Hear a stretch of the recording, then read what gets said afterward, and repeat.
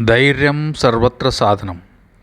ನಾವು ಏನೇ ಜೀವನದಲ್ಲಿ ಸಾಧನೆ ಮಾಡಬೇಕಾದ್ರೂ, ಯಾವುದೇ ಗುರಿ ತಲುಪಬೇಕಾದ್ರೂ ನಮಗೆ ದಾರಿಯುದ್ದಕ್ಕೂ ಬೇಕಾಗೋ ಅತ್ಯಮೂಲ್ಯವಾದ ಮುಖ್ಯವಾದ ಗುಣ ಅಥವಾ ಮಾನಸಿಕ ಸ್ಥಿತಿ ಅಂದರೆ ಅದು ಧೈರ್ಯ. ಧೈರ್ಯ ಅನ್ನೋದು ಎಷ್ಟು ಮುಖ್ಯ ಅಂತಂದರೆ, ನಾವು ಬದುಕೋದಕ್ಕೆ ಎಷ್ಟು ಆಕ್ಸಿಜನ್ ಮುಖ್ಯನೋ, ನಾವು ಯಾವುದೇ ಗುರಿ ತಲುಪಬೇಕಾದ್ರೆ ಧೈರ್ಯನೂ ಅಷ್ಟೇ ಮುಖ್ಯ. ಈ ವಿಡಿಯೋನ ಪೂರ್ತಿ ನೋಡಿದರೆ ನಿಮಗೆ ಧೈರ್ಯ ಹೇಗೆ ಹೆಚ್ಚಿಗೆ ಮಾಡ್ಕೋಬೇಕು ಅನ್ನೋದು ಗೊತ್ತಾಗ್ತದೆ. ಹಾಗೆ ಇದರಲ್ಲಿ ಮೋಸ್ಟ್ ಇಂಪಾರ್ಟೆಂಟ್ ಪಾಯಿಂಟ್ ಅಂದರೆ 10ನೇ ಪಾಯಿಂಟು. ಎಲ್ಲ ಪಾಯಿಂಟ್ಸು ಇಂಪಾರ್ಟೆಂಟೇ, ಆದರೆ 10ನೇ ಪಾಯಿಂಟನ್ನು ನೀವು ತಪ್ಪದೆ ನೋಡಿ. ಈ ವಿಡಿಯೋವನ್ನು ಖುಷಿ ಟೂರ್ಸ್ ಆ್ಯಂಡ್ ಟ್ರಾವೆಲ್ಸ್ ಹುಬ್ಬಳ್ಳಿಯವರು ಸ್ಪಾನ್ಸರ್ ಮಾಡಿರ್ತಾರೆ. ಭಾರತದಾದ್ಯಂತ ಇವರ ಕಾರುಗಳು ಬಾಡಿಗೆ ಸೇವೆಗೆ ಲಭ್ಯ ಇರ್ತವೆ. ಧೈರ್ಯ ಅನ್ನೋದು ಒಂದು ಮುಖ್ಯವಾದ ಪಾಸಿಟಿವ್ ಎನರ್ಜಿ ಆಗಿದ್ದು, ಬಹಳ ಸಾರಿ ನಮಗೆ ನಮ್ಮ ಜೀವನದಲ್ಲಿ ಯಾವುದೇ ಗುರಿ ಸಾಧನೆ ಮಾಡೋದಕ್ಕೆ, ಮುನ್ನಡೆಯೋದಕ್ಕೆ ಸಹಾಯ ಮಾಡ್ತದೆ. ಧೈರ್ಯದ ಮಹತ್ವದ ಬಗ್ಗೆ ಚಾಣಕ್ಯ ಒಂದು ಕಡೆ ಒಂದು ಮಾತು ಹೇಳ್ತಾನೆ. ಅದೇನೆಂದರೆ, ಧೈರ್ಯವಿಲ್ಲದ ವ್ಯಕ್ತಿಗೆ ವರ್ತಮಾನವೂ ಇಲ್ಲ, ಭವಿಷ್ಯವೂ ಇಲ್ಲ. ಅಂದರೆ ಧೈರ್ಯ ಇಲ್ಲದೆ ನಾವು ಏನನ್ನೂ ಸಾಧಿಸೋದಕ್ಕೆ ಸಾಧ್ಯ ಇಲ್ಲ. ನೆಲ್ಸನ್ ಮಂಡೇಲಾ ಅವರು ಹೇಳೋ ಪ್ರಕಾರ ಧೈರ್ಯ ಅನ್ನೋದು ಹೆದರಿಕೆ ಇಲ್ಲದೇ ಇರೋದಲ್ಲ. ಅಂದರೆ ಇದು ಹೆದರಿಕೆಯನ್ನು ಗೆದ್ದು ವಿಜಯವನ್ನು ಸಾಧಿಸೋದಕ್ಕೆ ಧೈರ್ಯ ಅಂತಾರೆ. ಹೆದರಿಕೆ ಹೇಗೆ ನೆಗೆಟಿವ್ ಎಮೋಷನ್ ಆಗಿರ್ತದೋ, ಅದೇ ರೀತಿ ಧೈರ್ಯ ಅನ್ನೋದು ಪಾಸಿಟಿವ್ ಎಮೋಷನ್. ಹೆದರಿಕೆ ಇಲ್ಲದೇ ಇರೋದು ಧೈರ್ಯ ಅಲ್ಲ. ಹಾಗಾದರೆ ಧೈರ್ಯವನ್ನು ಹೆಚ್ಚಿಸ್ಕೊಳ್ಳೋದು ಹೇಗೆ? ಧೈರ್ಯ ಹೆಚ್ಚಿಗೆ ಮಾಡ್ಕೊಳ್ಳೋದು ಒಂದೇ ದಿನದಲ್ಲಿ ಆಗೋ ಕೆಲಸ ಅಲ್ಲ. ಇದನ್ನು ನಾವು ಮನಸ್ಸು ಮಾಡಿ ಧೈರ್ಯ ಹೆಚ್ಚಿಗೆ ಮಾಡ್ಕೊಳ್ಳೋದು ಹೇಗೆ ಅಂತ ತಿಳ್ಕೊಂಡು ಅದನ್ನು ನಮ್ಮ ಜೀವನದಲ್ಲಿ ರೂಢಿ ಮಾಡಿಕೊಂಡು ಆ ರೂಢಿಗಳನ್ನು ಉಳಿಸ್ಕೊಂಡು ಬೆಳೆಸ್ಕೊಂಡಾಗ ಧೈರ್ಯ ಹೆಚ್ಚಿಗೆ ಆಗ್ತದೆ. ಹಾಗಾದರೆ ಧೈರ್ಯವನ್ನು ಹೆಚ್ಚಿಗೆ ಮಾಡಿಕೊಳ್ಳುವ ಕೆಲವು ಅಂಶಗಳನ್ನು ಇವತ್ತು ನಾವು ತಿಳ್ಕೊಂಡು ರೂಢಿ ಮಾಡ್ಕೊಳ್ಳೋಣ. ಇದರಲ್ಲಿ ಮೊದಲನೇ ಅಂಶ ಅಂತಂದರೆ ಸ್ವಯಂ ಅರಿವು ಮತ್ತು ಸ್ವೀಕಾರ, ಅಂದರೆ ಸೆಲ್ಫ್ ಅವೇರ್ನೆಸ್ ಆ್ಯಂಡ್ ಅಕ್ಸೆಪ್ಟೆನ್ಸ್. ಇದರಲ್ಲಿ ನಾವು ಏನು ಮಾಡಬೇಕು ಅಂತಂದರೆ, ನಮ್ಮ ಭಯಗಳನ್ನು ಗುರುತಿಸ್ಕೊಳ್ಬೇಕು. ನಾವು ಎದಕ್ಕೆ ಹೆದರ್ತೀವಿ ಅವುಗಳನ್ನು ಬರೆದಿಟ್ಕೋಬೇಕು. ಸಾಮಾನ್ಯವಾಗಿ ಒಬ್ಬೊಬ್ಬರಿಗೆ ಒಂದೊಂದು ಭಯ ಇರ್ತತಿ. ನಾವು ಮುಖ್ಯವಾಗಿ ಎದಕ್ಕೆ ಹೆದರ್ತೀವಿ, ಯಾವ ಸಂದರ್ಭಗಳಲ್ಲಿ ನಾವು ಹೆದರ್ತೀವಿ, ಯಾವುದಾದ್ರೂ ವಸ್ತುಗಳಿಗೆ, ಜೀವಿಗಳಿಗೆ ನಾವು ಹೆದರ್ತೀವಿ.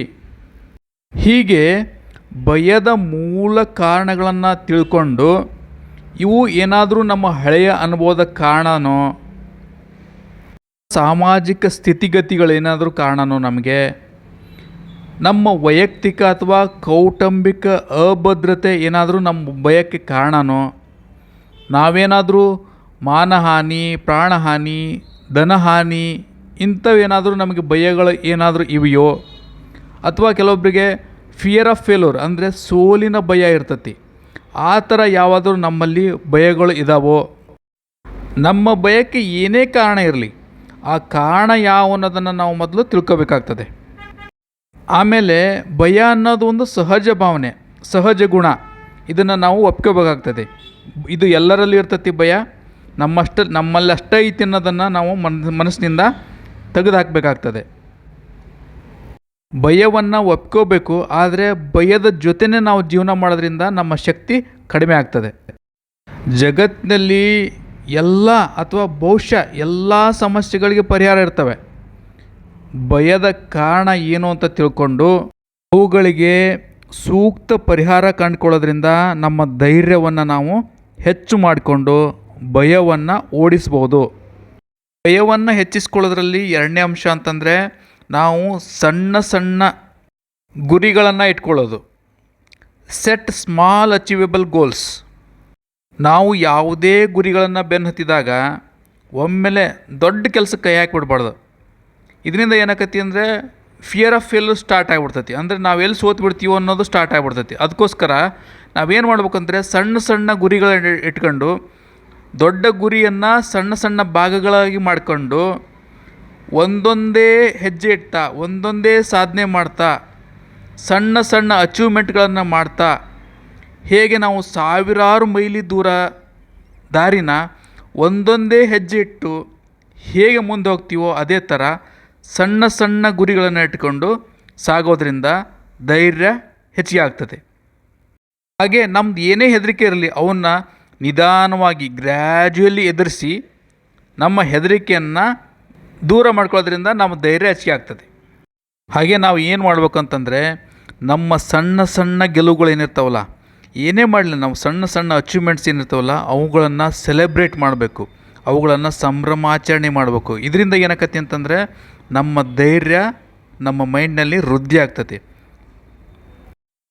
ಮೂರನೇ ಅಂಶ ಅಂತಂದರೆ ಡೆವಲಪ್ಮೆಂಟ್ ಪಾಸಿಟಿವ್ ಮೈಂಡ್ಸೆಟ್, ಸಕಾರಾತ್ಮಕ ಮನಸ್ಥಿತಿಯನ್ನು ಅಭಿವೃದ್ಧಿ ಮಾಡ್ಕೋಬೇಕು.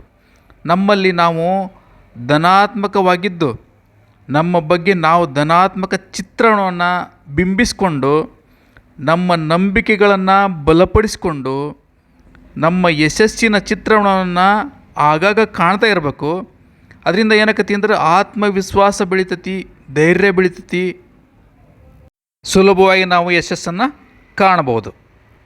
ನಾಲ್ಕನೇ ಅಂಶ ಅಂತಂದರೆ ಜ್ಞಾನವನ್ನು ಹೆಚ್ಚಿಸ್ಕೊಳ್ಳೋದು. ಪ್ರತಿನಿತ್ಯವೂ ನಾವು ಸಾಧಿಸಬೇಕಾದ ಗುರಿಗಳ ಬಗ್ಗೆ, ನಾವು ಹೋಗುತ್ತಿರುವ ದಾರಿಯ ಬಗ್ಗೆ ಸಾಧ್ಯವಾದಷ್ಟು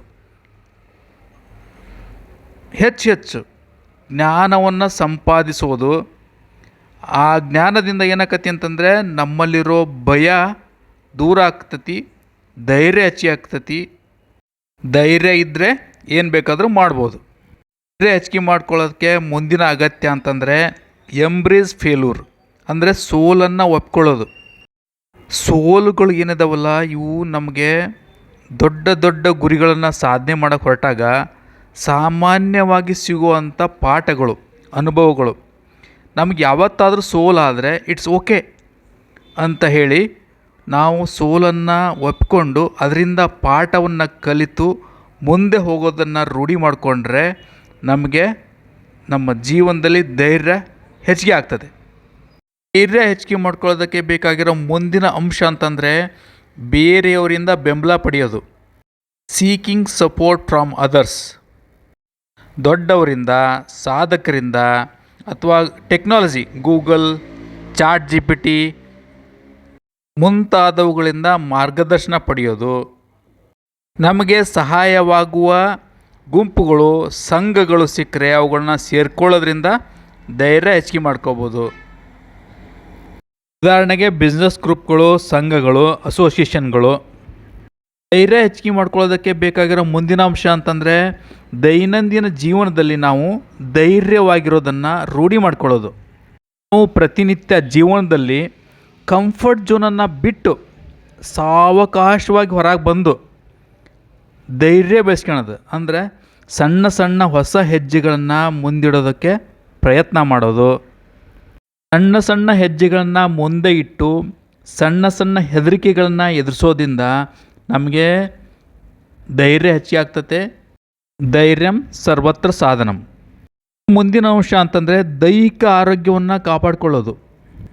ಪ್ರತಿನಿತ್ಯ ವ್ಯಾಯಾಮ, ಉತ್ತಮ ಆಹಾರ, ಉತ್ತಮ ನಿದ್ರೆ, ಮೆಡಿಟೇಷನ್ ಇವೆಲ್ಲ ಆರೋಗ್ಯವನ್ನು ವೃದ್ಧಿಸೋದಕ್ಕೆ, ಆರೋಗ್ಯವನ್ನು ಕಾಪಾಡಿಕೊಳ್ಳೋದಕ್ಕೆ ಸಹಾಯ ಮಾಡ್ತವೆ. ಇದರಿಂದ ಏನಾಗ್ತತಿ ಅಂತಂದರೆ ನಾವು ಆರೋಗ್ಯವಾಗಿದ್ದರೆ ಧೈರ್ಯನೂ ಹೆಚ್ಚಿಗೆ ಆಗಿರೋದಕ್ಕೆ, ಧೈರ್ಯನ ಹೆಚ್ಚಿಗೆ ಮಾಡ್ಕೊಳ್ಳೋದಕ್ಕೆ ಸಾಧ್ಯ ಆಗ್ತದೆ. ಮುಂದಿನ ಅಂಶ ಅಂತಂದರೆ ಡೆವಲಪ್ಮೆಂಟ್ ಆಫ್ ಎಮೋಷ್ನಲ್ ಇಂಟೆಲಿಜೆನ್ಸ್, ಅಂದರೆ ಭಾವನಾತ್ಮಕ ಬುದ್ಧಿವಂತಿಕೆಯನ್ನು ಅಭಿವೃದ್ಧಿಪಡಿಸ್ಕೊಳ್ಳೋದು. ನಾವು ಯಾವುದಾದ್ರೂ ಒತ್ತಡಗಳಿದ್ದಾಗ, ಹೆದರಿಕೆಯಲ್ಲಿದ್ದಾಗ, ಸಿಟ್ಟಿನಲ್ಲಿದ್ದಾಗ ನಮ್ಮ ಎಮೋಷನ್ಗಳನ್ನು, ನಮ್ಮ ಭಾವನೆಗಳನ್ನು ನಿಯಂತ್ರಣದಲ್ಲಿಟ್ಕೊಳ್ಳೋದನ್ನು ನಾವು ರೂಢಿ ಮಾಡ್ಕೊಳ್ಬೇಕು. ನಾವು ಭಾವನಾತ್ಮಕ ಬೆಂಬಲಗಳನ್ನು ಪಡೆಯಲು ಬಂಧುಗಳು, ಸ್ನೇಹಿತರ ಗುಂಪುಗಳು ಸಹಾಯ ಮಾಡ್ತವೆ. ಭಾವನಾತ್ಮಕ ಬೆಂಬಲದಿಂದ ನಮಗೆ ಧೈರ್ಯ ಹೆಚ್ಚಿಗೆ ಆಗ್ತದೆ. ಮುಂದಿನ ಬಹುಮುಖ್ಯ ಅಂಶ ಅಂತಂದರೆ ನಿರೀಕ್ಷೆ ಮತ್ತು ದುರಾಸೆಗಳನ್ನು ನಿಯಂತ್ರಣ ಮಾಡಿಕೊಳ್ಳೋದು, ಸೋಲಿನ ಭಯ, ಜಯದ ಅಹಂಕಾರಗಳನ್ನು ಬಿಟ್ಟು ಮತ್ತೆ ಮತ್ತೆ ಯಶಸ್ಸು ಪಡೆಯಲು ನಾವು ಸಾಗುವ ದಾರಿಯಲ್ಲಿ ಫಲಗಳು ಏನೇ ಬಂದರೂ ಇಲ್ಲ ಎಂದು ನಮ್ಮ ದಾರಿನ ನಾವು ನಡೆಯೋದಕ್ಕೆ ಪ್ರಾರಂಭಿಸಿದರೆ ಧೈರ್ಯ ಅಭೂತಪೂರ್ವವಾಗಿ ಹೆಚ್ಚಿಗೆ ಆಗ್ತದೆ. ಧೈರ್ಯವನ್ನು ಹೆಚ್ಚಿಸಿಕೊಳ್ಳೋದು ಒಂದು ನಿರಂತರ ಪ್ರಕ್ರಿಯೆ ಆಗಿದ್ದು ಅದು ತಾಳ್ಮೆ, ನಿರಂತರತೆ ಮತ್ತು ಸ್ವಯಂ ಸಹಾನುಭೂತಿಯಿಂದ ನಾವು ಪಡಿಬೇಕಾಗ್ತದೆ. ನಮ್ಮ ದೈನಂದಿನ ಜೀವನದಲ್ಲಿ ಇವೆಲ್ಲ ತಂತ್ರಗಳನ್ನು ರೂಢಿಸಿಕೊಳ್ಳೋ ಮೂಲಕ ನಾವು ಭಯವನ್ನು ಎದುರಿಸಿ ಮತ್ತು ಜಯಿಸಿ ನಮ್ಮ ಸಾಮರ್ಥ್ಯವನ್ನು ನಾವು ಕ್ರಮೇಣ ಹೆಚ್ಚಿಸಿಕೊಂಡು, ಧೈರ್ಯವನ್ನು ಹೆಚ್ಚಿಸಿಕೊಂಡು, ಆತ್ಮವಿಶ್ವಾಸವನ್ನು ಹೆಚ್ಚಿಸಿಕೊಂಡು ನಾವು ಯಶಸ್ಸನ್ನು ಪಡಿಬೋದು. ಮುಂದಿನ ಸಾರಿ ಮತ್ತೊಂದು ಅದ್ಭುತ ವಿಚಾರದೊಂದಿಗೆ, ವಿಷಯದೊಂದಿಗೆ ನಿಮ್ಮ ಮುಂದೆ ಬರ್ತೀನಿ. ಅಲ್ಲಿವರೆಗೂ ನಮಸ್ಕಾರ.